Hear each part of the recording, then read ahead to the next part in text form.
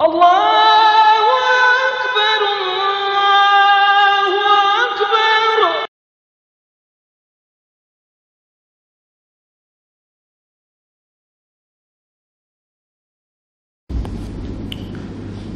Bismillahirrahmanirrahim. Assalamualaikum warahmatullahi wabarakatuh. Alhamdulillahilladzi hadana bi ta'atihi wa jazruna an ma'siyatihi wa ashhadu an la ilaha illallahu bi wahdaniyatihi wa ashhadu anna Muhammadan abduhu wa rasuluh. Amma ba'du. Hadirin jamaah muslimin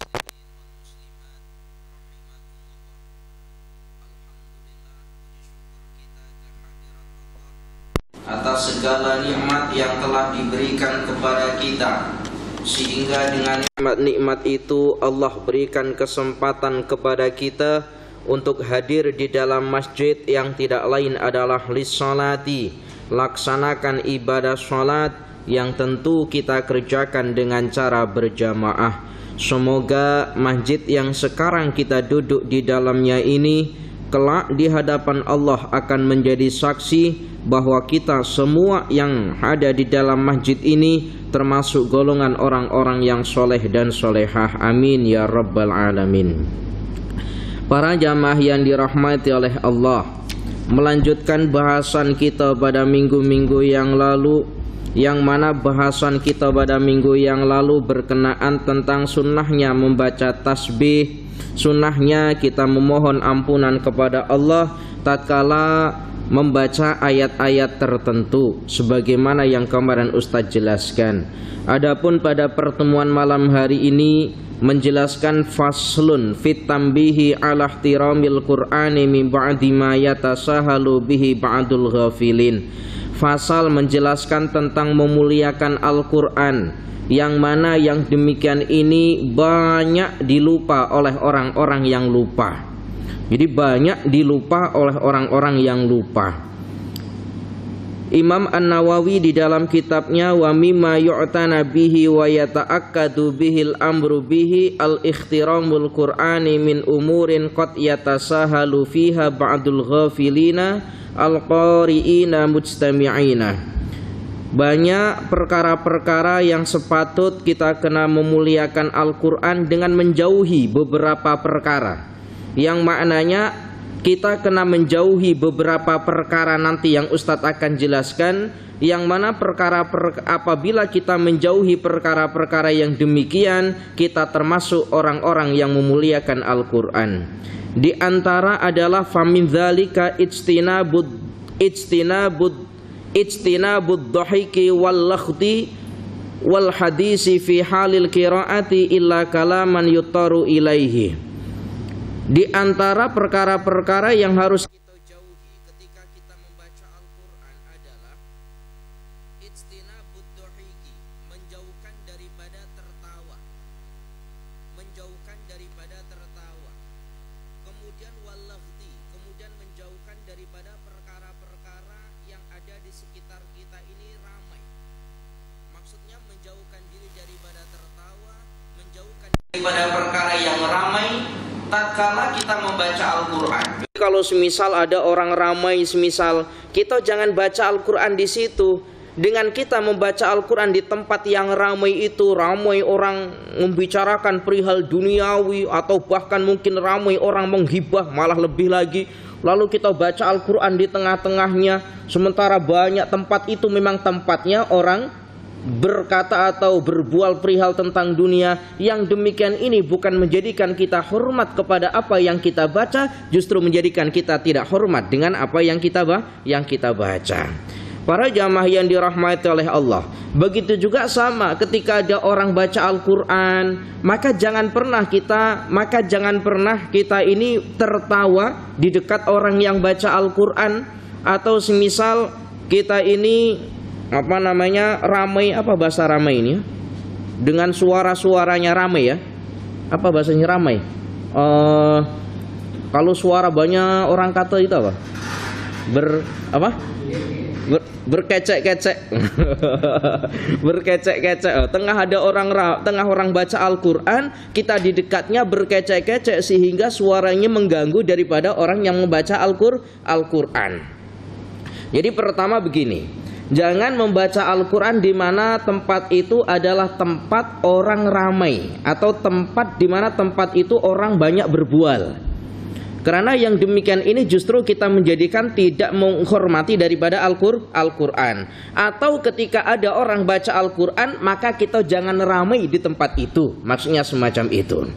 Para jamaah yang dirahmati oleh Allah, ila kalaman yutaru ilaihi, kecuali ucapan-ucapan atau kecek dalam bahasa sini, atau kecek-kecek semisal yang di situ mutoron mengharuskan untuk kita kecek.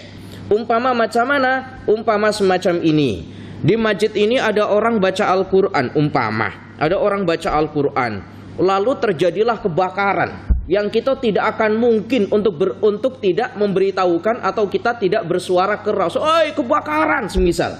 Kita akan kena mengucap yang demikian. Yang demikian ini tidak mengapa sebab adanya mutoron, sebab adanya keterpaksaan. Kalau tidak justru menjadikan kita berdosa. Nah ini, tengok ada baca Al-Quran, tengok di atasnya ini ada kebakar, lalu kita diam saja. Kata Ustadz, tak boleh berkata bila ada orang baca Al-Quran, justru menjadikan kita maksiat yang demikian ini. Paham ya ini ya? Boleh berbicara kecuali dalam keadaan mutoron atau terpaksa tadi itu.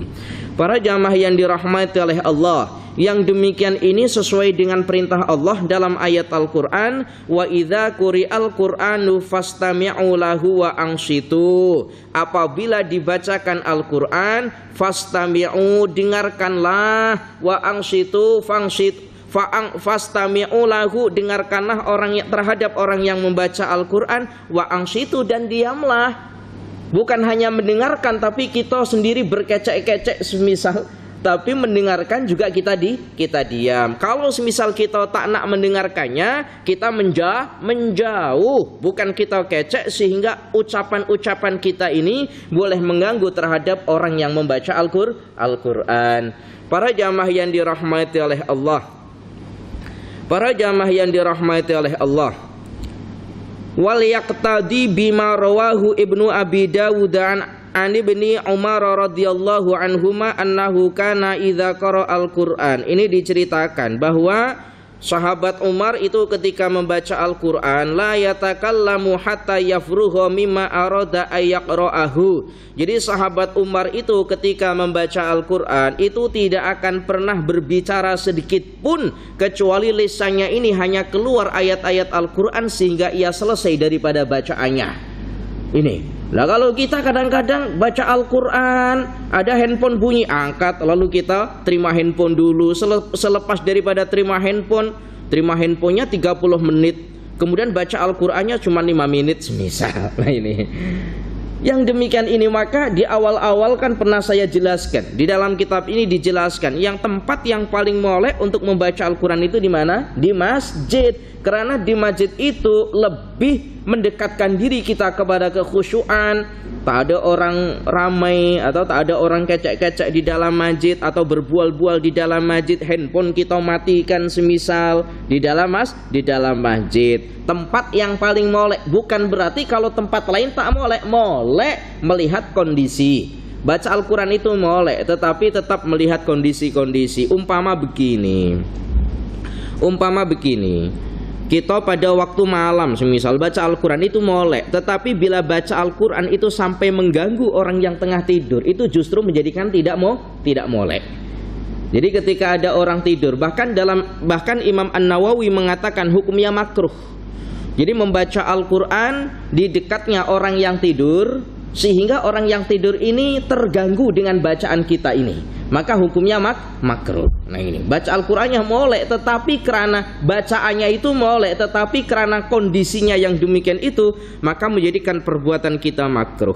Para jamaah yang dirahmati oleh Allah, wa qala lam yatakallam hatta yafurugha minhu.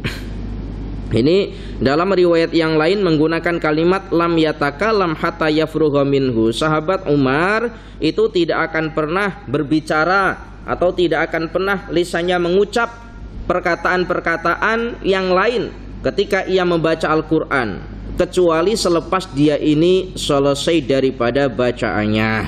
Para jamaah yang dirahmati oleh Allah,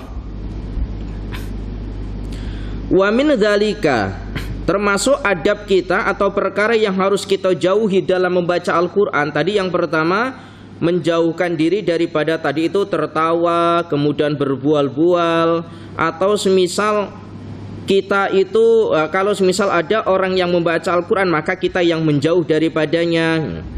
Kemudian di antara perkara yang harus kita jauhi tatkala membaca Al-Quran adalah al-abasu bil yadi wa ghairiha, bermain-main dengan tangan atau selain daripada tangan.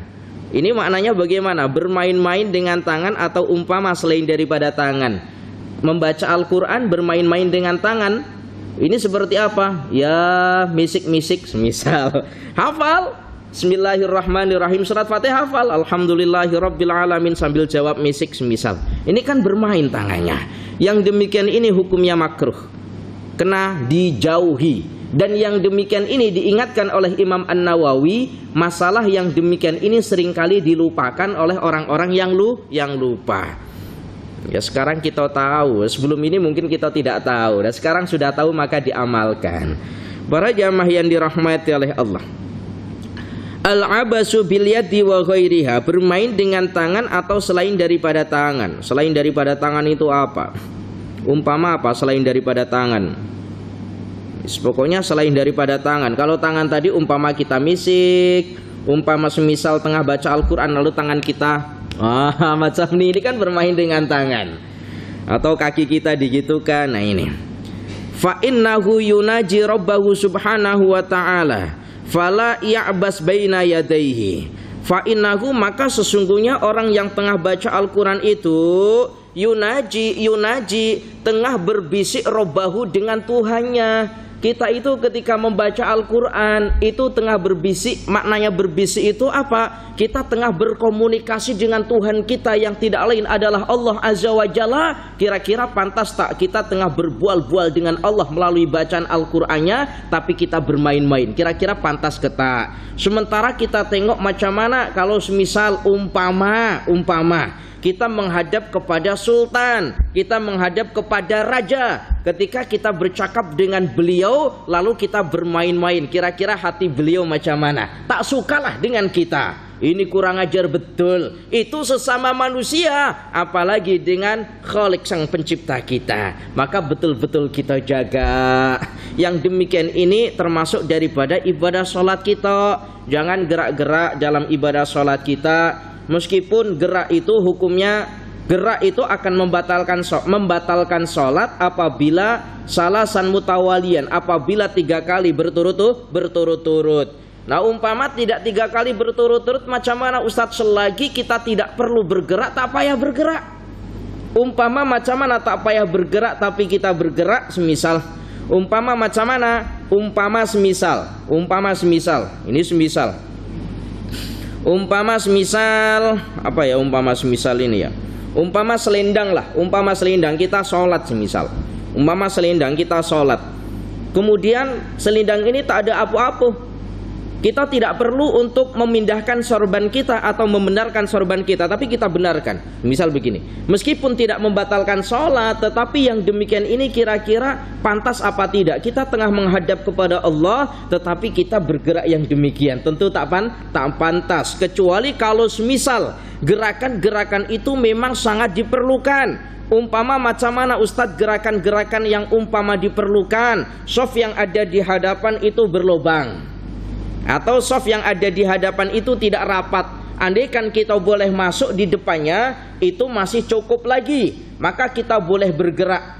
Umpama Ustadz kasih contoh, ada sebagian ulama menjelaskan begini. Jadi gerak 3 kali yang membatalkan sholat, gerak 3 kali secara berurutan itu membatalkan sholat. Umpama semisal di depan, ini menghadap kiblat ya, seumpama di depan ini ada sof yang kosong, maka gerak kita bagaimana? Gerak kita 1, ini dihukumi 2 sudah. Paham ya? Sebab antara kaki kanan dengan kaki kanan dengan kaki kiri ini geraknya berbeda. Kemudian Ada ulama setengah kemudian kan begini berarti belum sampai lurus. Kemudian kita tambah lagi, kita berhenti. Kalau berhenti semacam ini berarti tidak berterusan atau kita sudah berhenti. Kemudian kita lanjutkan lagi 1, 2. Paham ya ini ya? Nah, meskipun ini 4 gerakan, kaki kiri kanan, tetapi yang kedua itu ada jedanya, ada berhentinya. Kalau tidak berhenti, maka ini sebagian para ulama mengatakan batal. Contoh 1, 2, batal karena sudah 4 gerakan. Kalau misal kita nak 3 gerakan, maka cara majunya bagaimana? Cara majunya perhatikan. 1, paham ya ini ya? Perhatikan mulai. Soft yang ada di hadapan kita ini kosong. Kita nak maju ke depan, misal kita tengah, nak maju ke depan, boleh semacam ini. Berapa gerakan? 2. Kaki kiri, kaki kanan. Kita berhenti. Bila lepas berhenti, ini sudah berhenti, memang berhenti. Maka gerakan yang selanjutnya itu tidak disebut dengan mutawaliyah, berterusan. Kemudian kita boleh lagi, boleh paham ya ini ya? Atau semisal kita nak terus begini. Misal kita tengah berdiri, nak maju di hadapan. 1, berapa? 3. Nah yang ketiga itu kata para ulama itu tidak mengapa. Yang ketiga itu tidak mengapa. Jadi 1, 2 gini, itu tidak mengapa. Tapi kalau begini geraknya, 1, batal sudah sholat. Paham ya ini ya? Nah ini penting sekali bagi kita untuk mengetahuinya.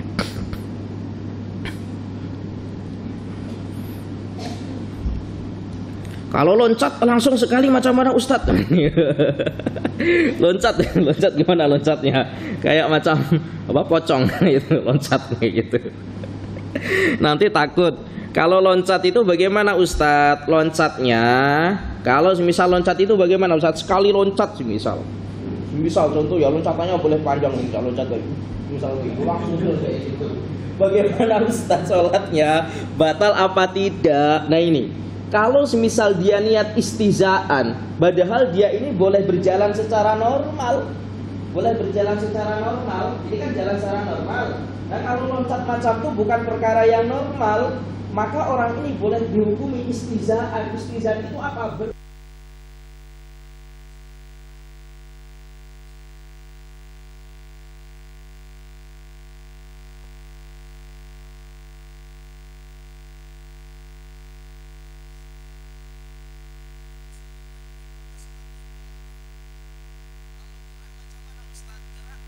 Gini, geraknya banyak tapi tidak membatalkan sholat. Umpamanya ini gatal, semisal ini gatal, lalu kita gerakkan jari kita begini. Ini meskipun terus-terusan itu tidak mengapa, karena ini dianggap juz daripada tangan atau bagian daripada tangan. Tapi kalau geraknya ini gini-gini, maka batal, karena ini yang gerak adalah tangannya ini atau satu tangannya ini. Boleh paham ya ini ya? Nah ini, maka kalau menggaruk ya, kalau misalnya kita begini ya, kita garuknya tangannya satu gini. Kalau gini-gini ya batal sholatnya. Nah ini.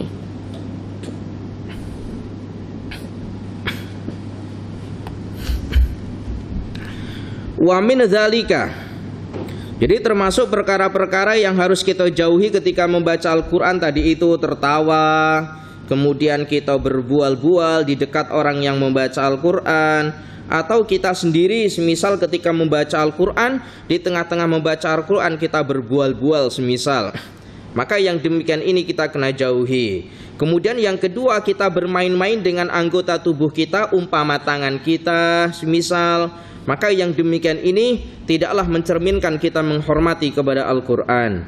Kemudian yang ketiga apa perkara yang perlu kita jauhi? Yang ketiga adalah an-nadharu ila ma yulhi wa yubaddidu az-zihna. Yang ketiga adalah yang perlu kita jauhi, melihat sesuatu perkara yang mana perkara itu boleh Yang mana perkara itu boleh menjadikan kita tidak fokus dengan apa yang kita baca.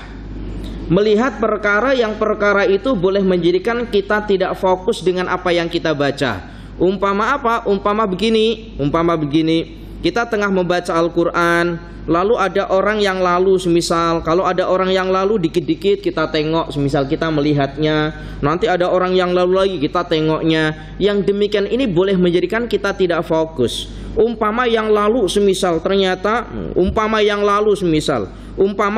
lawan jenis kita, masya Allah comelnya dalam hati kita, masya Allah handsome-nya dalam hati kita. Yang demikian boleh menjadikan tidak fokus. Nah, ini perkara-perkara yang perlu kita jauhi. Wa akbahu min hadza kullihi an-nadharu ila man la yajuzu an-nadharu ilaihi. Dan perkara-perkara yang sangat buruk sekali daripada perkara-perkara di atas itu adalah melihat kepada seseorang yang seseorang itu tidak boleh kita untuk melihatnya. Itu umpama apa? Jadi ketika membaca Al-Quran, melihat kepada seseorang yang dalam hukum agama kita tidak boleh melihatnya. Umpama apa? Ya tadi itu, umpama kita melihat lawan jenis kita, atau umpama melihat yang disebut dengan kal amrodi wa ghairihi. Amrod itu siapa? Nah ini amrod, pernah ya dengar istilah amrod ya? Amrod ini siapa? Amrod ini kalau sekarang ini orang macam apa ya? Ada orang memberikan istilah orang yang tulangnya lunak. Apa orang yang tulangnya lunak? Paham ya ini orang yang tulangnya lunak? Tengok kalau semisal dalam Facebook, dalam YouTube, atau dalam TikTok semisal ada laki-laki yang berjoget-joget umpama perempuan, mungkinlah kurang lebih itulah yang dinamakan amrod. Paham ya? Laki-laki tetapi menyerupai perempuan dengan gerakan-gerakan tubuhnya, dengan gerakan-gerakan badannya yang lunak. Lunak apa? Lunak yang halus umpama perempuan. Nah, melihat yang demikian ini wa akbahu min hadhi kulli. Itu perkara-perkara yang sangat-sangat tidak boleh. Sangat-sangat tidak boleh. Wa ghairihi, atau melihat lawan jenis kita semisal fa innan nadhara ilal amrodi al hasani min ghairi hajatin haramun. Apabila melihat amrod yang tadi Ustadz jelaskan tadi itu, laki-laki yang menyerupai perempuan, dari segi wajah mungkin menyerupai perempuan, dari segi gerakan mungkin menyerupai perempuan semisal, tetapi berjenis kelamin laki-laki semisal, melihatnya saja tanpa adanya keperluan itu hukumnya haram hukumnya. Kalau tanpa adanya keperluan. Nah, keperluan ini seperti apa Ustadz? Keperluan ini umpama misal, keperluan ini umpama ada kita ini berniaga, kemudian kebetulan yang beli itu adalah amrod tadi itu, maka kita melihat wajahnya, melihat orangnya itu tidak mengapa, sebab memang ada keperluan. Paham ya ini ya? Atau umpama mengajar semisal kita mengajar orang, kebetulan di hadapan kita itu ada amrod yang tadi Ustadz jelaskan umpama tadi itu, maka tidaklah mengapa mengajar yang demikian. Kita melihat, tetapi melihatnya atau ketika kita bertransaksi jual beli itu melihatnya hanya sekedarnya saja. Tapi kalau melihatnya sampai syahwah semisal, sampai syahwat, maka tetap hukumnya haram. Nah ini, jangankan yang amrod, melihat laki-laki yang sama laki-laki bukan amrod itu juga hukumnya haram. Apalagi melihat perempuan sampai syahwat, ya hukumnya terlebih lagi haram. Jadi apapun itu yang bentuknya ada syahwatnya, ada nafsunya, maka hukumnya haram. Jangankan kepada manusia, kepada hewan saja kalau syahwat itu juga hukumnya haram. Nah ini, hukumnya haram. Kalau nggak hewan ya jauh Ustadz perumpamaan ya, dengan boneka semisal, dengan patung semisal, dengan patung. Ini wa na'udzubillah, ini di negara-negara Cina dan di negara Jepang, Korea itu ternyata ya banyak orang yang tidak menikah bercintanya dengan patung. Tengok dalam berita itu sangat banyak sekali. Sehingga kematian, angka kematian dengan angka kelahiran anak itu sangat jauh sekali. Banyak angka kematian dibandingkan dengan angka kelahiran anak, atau yang disebut dengan resesi seks. Resesi seks. Apa ya bahasa sih namanya? Jadi orang itu lebih suka berhubungan dengan tadi itu, dengan boneka dibandingkan dengan dia menikah kemudian punya anak keturunan. Sehingga angka kematian itu jauh lebih banyak dibandingkan dengan angka kelahiran. Itu sekarang itu darurat. Sampai-sampai di Jepang, Korea itu siapa yang menikah itu sampai ditanggung oleh negara. Sampai ditanggung oleh negara. Kalau melahirkan anaknya ditanggung sama negara, itu sampai segitunya. Ya Allah ya Karim. Para jamaah yang dirahmati oleh Allah, di Cina itu kan orang dibatasi punya anak 2 saja. Masya Allah, alhamdulillah kita ini di negara yang makmur, sama negara tidak dibatasi, nak punya anak berapapun tidak dibatasi. Nah ini Masya Allah tabarakallah. Maka bersyukur sekali kita hidup di negara ini. Sawa'un kana bisyahwatin au bi ghairiha. Nah ini. Jadi melihatnya amrod tadi itu baik melihatnya dengan syahwat atau tidak. Tetapi yang demikian ini amrod maka tetap hukumnya haram. Baik syahwat ataupun tidak, kata Imam An-Nawawi. Kecuali kalau melihatnya ini ada hajat, ada keperluan yang Ustadz umpamakan tadi itu. Berniaga, kita tak akan mungkin ketika berniaga ada orang beli lalu kita memberikan barang itu. Beli apa? Beli air mineral semisal, lalu kita berikan, oh ini air mineral. Tak akan mungkin kecuali kita dengan melihatnya. Yang demikian ini tidaklah mengapa. Kira-kira sakit apa enggak orang yang beli? Orang kita beli, kemudian sama orang yang penjualnya dikasih barang tapi dengan muka dipalingkan. Oh ini benda yang kamu beli. Kira-kira kita ini kalau beli dibuat macam itu sakit apa tidak? Sakit kita. Nah ini sakit kita. Maka nggak mengapa. Sawa'un amina minal fitnati amlam ya'manha. Nah melihatnya amrod ini baik aman daripada fitnah ataupun tidak aman daripada fitnah.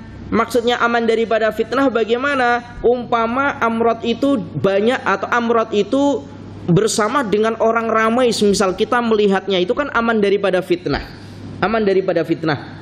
Yang demikian atau tidak aman daripada fitnah, umpama kita ini umpama kita hanya 2 orang saja, kita dengan orang ini dengan amrod semisal hanya 2 orang saja. Naik kereta 2 orang atau naik motor 2 orang, baik aman daripada fitnah ataupun tidak aman daripada fitnah, tetap hukumnya haram. Maka yang demikian para jamaah yang dirahmati oleh Allah. Nah ini hati-hati ini. Sekarang ini Masya Allah TikTok dengan apa namanya TikTok atau musik atau apa itulah. Di TikTok atau di YouTube itu laki-laki dan banyak yang menyerupai perempuan dengan jogetan-jogetannya semacam itu. Nah ini hati-hati yang demikian. Kalau kita punya anak yang demikian tolong dilarang. Haram hukumnya. Man tasyabbaha biqaumin fahuwa minhum. Orang yang menyerupa dengan sekelompok kaum atau dengan kaum, maka orang itu termasuk daripada kaum itu. Menyerupa itu gerakan-gerakan perempuan, maka dia pun termasuk daripada menyerupa perempuan, haram hukumnya. Para jamaah yang dirahmati oleh Allah.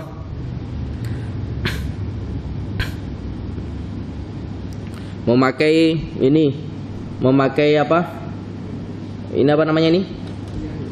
Anting-anting apa? Giwang. Subang. Memakai subang itu hukumnya apa Ustadz? Itu ada cerita. Memakai subang itu ada cerita. Para jamaah yang dirahmati oleh Allah, itu ada cerita.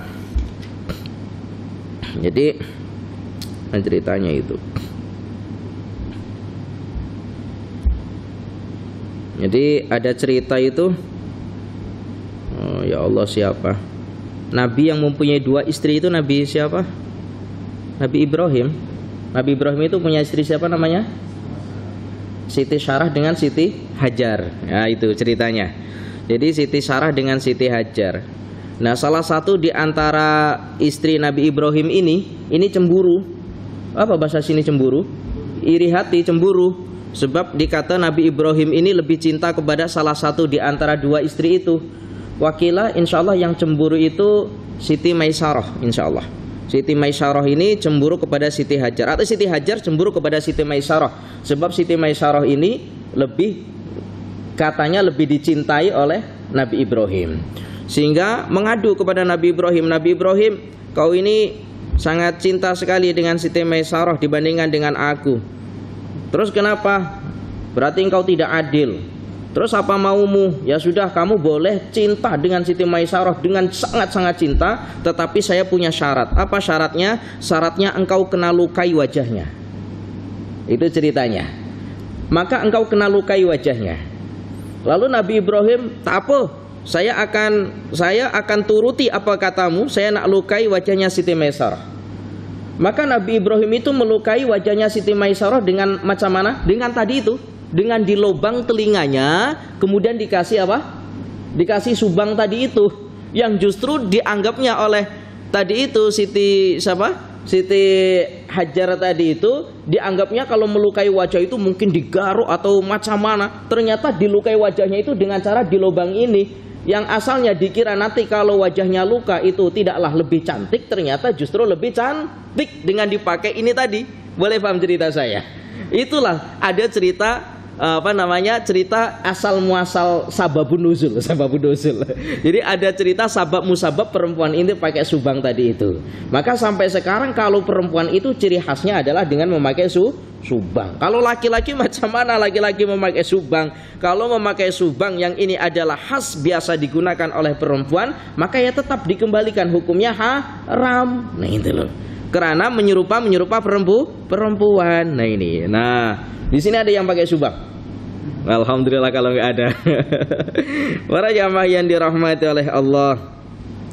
Hadza huwa al-madzhabus shahihu al-mukhtaru indal ulama. Yang demikian ini kata Imam An-Nawawi, ini adalah pendapat sahih dan banyak yang pendapat sahih yang dipilih oleh kalangan para ulama.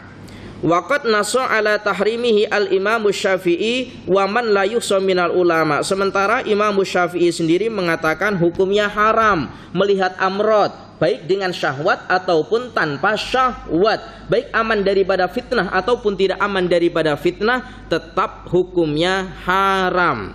Berdasarkan apa? Berdasarkan daripada firman Allah Ta'ala, kullil mu'minina yakhudu min absarihim. Katakanlah teruntuk orang-orang mukmin, yakhudu, mencegah pandangan min absorihim, daripada pandangan-pandangan mereka. Mencegah pandangan daripada apa? Mencegah pandangan daripada perkara-perkara yang tidak molek. Umpama tadi itu, umpama melihat amrod, baik syahwat ataupun tidak.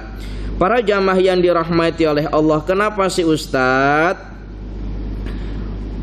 Kenapa sih Ustadz melihat amrod itu hukumnya haram? Itu kenapa?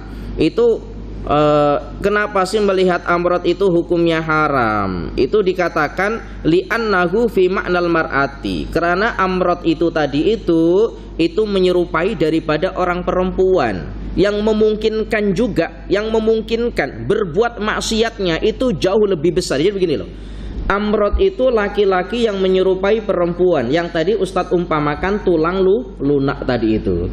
Tulang lunak, berjoget-joget tulang lunak. Nah, kenapa yang demikian itu bahaya atau hukumnya haram? Sebab yang demikian itu menyerupai perempuan, dan orang bermaksiat dengan amrod tadi, kemungkinan bermaksiat dengan amrod tadi itu jauh lebih besar dibandingkan dengan bermaksiat dengan perempuan. Kenapa? Sebab kalau bermaksiat dengan perempuan, tentu dia nyata-nyata mungkin dia takut dengan orang lain, karena memang nyata-nyata itu perempuan. Faham ya ini ya? Tetapi kalau bermaksiat dengan amrod, maka nyata-nyata bahwa dia ini laki-laki, cuman menyerupai daripada wajah perempuan. Yang demikian ini memungkinkan sangat orang melihatnya itu berbuat maksiat kepadanya. Boleh paham tak ini penjelasan saya? Contohnya begini ya, contohnya begini. Melihat amrod itu hukumnya haram, dan yang demikian itu bahaya sekali. Kenapa? Sebab maksiat dengan amrod itu sangat terbuka lebar, artinya sangat memungkinkan sekali bagi mereka yang melihatnya. Contoh kalau semisal, contoh, saya nak ajak jamaah berpikir.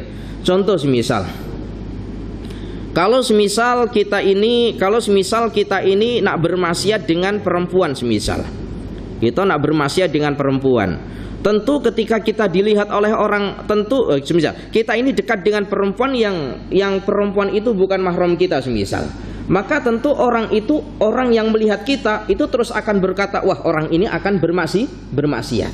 Tetapi apabila dekat kitanya itu dengan amrod semisal, yang nyata-nyata itu laki-laki tetapi menyerupai perempuan, maka orang tidak akan menyangka kalau kita itu akan bermaksiat dengan amrod. Maka peluang berbuat maksiat kepada amrod itu jauh lebih besar, karena orang lain tidak akan menyangka kalau kita akan berbuat maksiat. Boleh paham ya ini ya? Maka ini ada satu kontes, satu perlombaan pria-pria atau laki-laki yang menyerupai perempuan. Jadi wajahnya perempuan, kulitnya juga ya macam perempuan, bentuk tubuhnya perempuan tapi berjenis kelamin laki-laki. Itu ada diperlombakan di dunia, itu ada perlombaan kontes yang demikian. Itu kalau tidak salah itu ya, kalau tidak salah saya pernah dengar satu berita itu pemenangnya itu orang Thailand. Maka di Thailand ini katanya di Thailand ini untuk membedakan laki-laki dan perempuan itu sulit katanya. Di Thailand, betul. Di Thailand itu membedakan laki-laki dan perempuan itu sulit katanya. Para jamaah yang dirahmati oleh Allah ya Karim, semoga kita aman daripada fitnah ini, amin ya rabbal alamin. Para jamaah yang dirahmati oleh Allah, wa amman nadaru ilaihi fi halil ba'i wasyira'i wal akhdhi wal ata'i wat tadbibi wa ta'limi wa nahwiha min mawadhi'il hajati fajaizun lidarurati. Adapun melihatnya kepada amrod tadi itu bukan hanya kepada amrod tetapi perempuan yang bukan mahram kita melihat wajahnya atau melihat amrod itu boleh dalam keadaan-keadaan tertentu. Yang pertama dalam keadaan jual beli tadi boleh. Jadi ketika kita mengajar semisal ada ustadznya kemudian pelajarnya perempuan lalu kita pandang wajahnya, tapi dalam tujuan itu tadi, tujuan adalah mengajar tadi itu, mengajar. Atau ketika jual beli, atau semisal kita nak mengambil barang daripadanya, semisal kita melihat mukanya, atau semisal kita nak memberi barang kepadanya, semisal. Atau dokter semisal, dokter melihat perempuan atau melihat wajah amrod semisal, maka yang demikian ini hukumnya fajaizun boleh, alasannya lidorurah, asalnya karena darurat. Maka sampai sekarang itu ada perdebatan begini, Ustadz, kalau ada ini entah kita bersepakat atau tidak, tetapi ada hukum yang semacam ini. Ustadz, bagaimana kalau ada perempuan melahirkan lalu yang menangani itu dokter laki-laki? Faham ya ini maksudnya ya? Bagaimana kalau ada perempuan melahirkan kemudian yang menangani perempuan yang nak melahirkan ini adalah dokter laki-laki? Umpama apa dibelah macam itu apa sih sebenarnya ya? Di sesar. Pokoknya itulah bahasanya apa ini. Tidak ada yang ahli kecuali laki-laki, semisal. Tidak ada yang ahli kecuali laki-laki. Yang perempuan ada tetapi tidak ahli. Yang andaikan kemungkinan bila ditangani oleh dokter perempuan justru akan menjadikan madarat. Lalu madarat ini maknanya bagaimana? Mungkin akan menjadikan mati kepada si bayi atau menjadikan mati kepada ibu daripada si bayi ini. Maka yang demikian ini dinamakan darurat, tidaklah mengapa dalam keadaan yang semacam ini. Boleh paham ya ini ya? Tapi kalau semisal ada dokter perempuan yang ahli yang boleh demikian, lalu kemudian tak apalah saya pilih yang laki-laki. Nah yang demikian maka hukumnya haram sebab ada pilihan. Tapi kalau tidak ada pilihan, maka dalam keadaan darurat tidak mengapa. Boleh paham ya ini ya? Pernah ada satu kejadian. Ini kejadian yang nyata. Ada perempuan tenggelam. Tenggelam di air. Kemudian tidak ada orang yang tidak ada orang yang boleh menyelam kecuali hanya seorang laki-laki. Laki-laki itu bukan mahramnya. Kemudian menyelam. Kemudian diangkatlah perempuan. Ketika diangkat ini perempuan itu sudah tidak sadar. Satu-satunya cara adalah dengan cara memegang daripada dada perempuan tadi itu, memumpanya sehingga air itu boleh keluar. Kemudian dibuatlah nafas buatan. Tidak ada yang pandai kecuali hanya laki-laki itu saja. Kira-kira bagaimana kalau semisal kita ini yang laki-laki kemudian menjumpai case yang macam ini? Wah, kesempatan Ustadz. Nah ini kita kesempatan.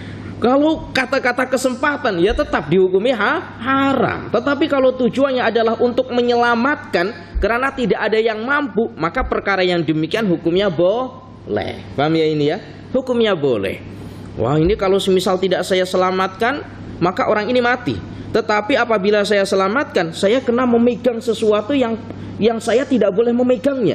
Maka bagaimana? Kita tetap memilih perkara yang lebih ringan, tapi kita boleh menyelamatkannya nyawa. Nah, ini tidaklah mengapa. Boleh paham ya ini ya? Alhamdulillah tabarakallah. Para jamaah yang dirahmati oleh Allah, cukup, insyaallah kita lanjutkan pada pertemuan-pertemuan yang akan datang. Faslun fi hukmi qiraatil Qur'ani bi ghairil Arabiyyah. Fasal menjelaskan tentang membaca Al-Qur'an tetapi tidak menggunakan bahasa Arab. Salat tetapi tidak menggunakan bahasa Arab. Allahu Akbar dibacanya apa? Allah Maha Besar. Kemudian membaca suratul Fatihah Alhamdulillahi Rabbil Alamin dibacanya segala puji bagi Allah yang sekali segala puji bagi Allah Alhamdulillahi Rabbil Alamin yang menguasai sekalian daripada alam. Nah, ini macam mana Ustadz sholatnya? Nah, ini sah apa tidak? Mungkin secara kita kata wah sholatnya nggak sah, mungkin dalam kita, tetapi para ulama ada hukum sah apa tidaknya, insya Allah akan kita pelajari pada minggu-minggu hadapan. Para jamaah yang dirahmati oleh Allah, tetapi sebelumnya Ustadz minta maaf, insya Allah Tuan Haji, IJK dan para jamaah, insya Allah minggu hadapan Ustadz minta izin, Ustadz tak boleh hadir untuk minggu hadapan sebab esok hari Ahad itu Ustadz terus pulang, ada balik kampung ke Indonesia. Kemudian balik sini insya Allah Ramadan. Cuman Ramadan tidak di Kelantan, di Kuala Lumpur. Ustadz ada buat pengajian selama 30 hari atau selama bulan puasa di Kuala Lumpur. Sudah istiqomah setiap tahun semenjak tahun 2014 lagi. Kalau bulan puasa ada mengajar di Kuala Lumpur.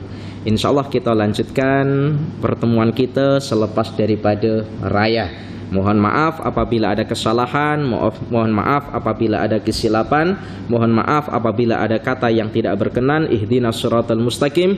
Assalamualaikum warahmatullahi wabarakatuh.